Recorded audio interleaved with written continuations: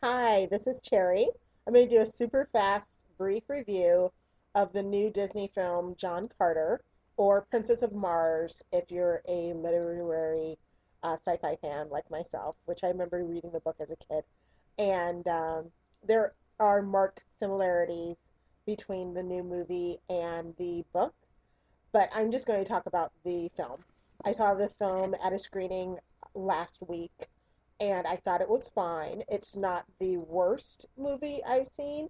It's definitely not the best, but I get where they're going with the film. They want it sort of like a discovery feeling, like when you saw Star Wars as a kid, and it was full of all these images and interesting creatures and a fun daring do with great one-liners and a fun cast. Sadly, they fell short of Star Wars, but I'm showing my age. That's pretty much the film that I hold a lot of movies. That's the bar, and that's pretty high. But it's fine. I mean, it's definitely a film for kids. So if you have a family, you have a kid, oh, I don't know, like I guess 9 or so, I'm sure it will be fine. There are lags in the movie. The plot isn't that great. The one-liners are not very good. Um, I found it very amusing that he kept saying his name over and over again in the movie. John Carter, John Carter, John Carter. I mean, if you didn't know what movie you were going to go see while you're in the theater, by the time they got done saying his name, it was probably like 50 times, you knew who he was, John Carter. And that he was from Virginia, which they felt the need to say over and over again, too. If you hadn't read the book, these plot devices were not very entertaining.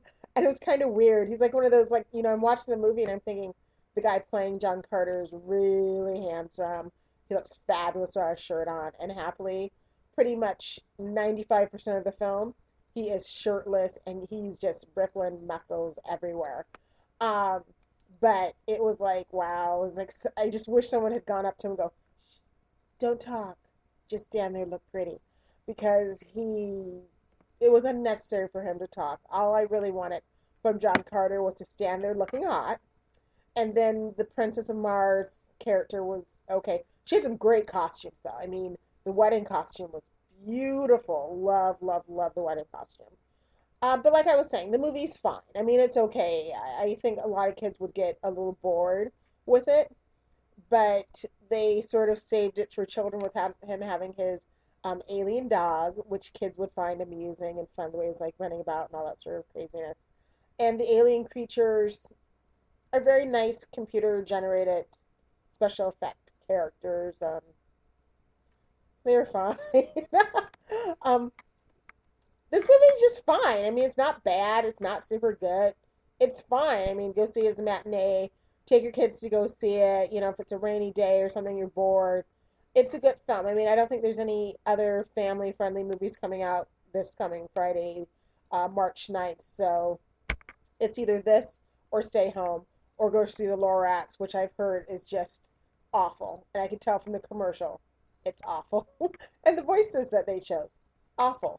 But like I said, John Carter's fine. I mean, if you want to see like a really good looking guy, half naked, John Carter's your movie.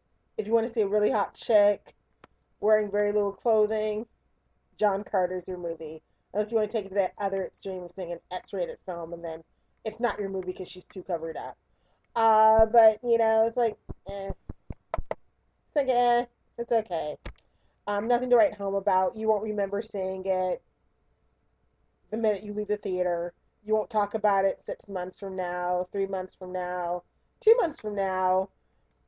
You won't be talking about it probably like you'll talk about it for like a week or two after it comes out, but after that you'll totally forget about it. Something else will come along that's better, well made, better acted, better written, that's more fun.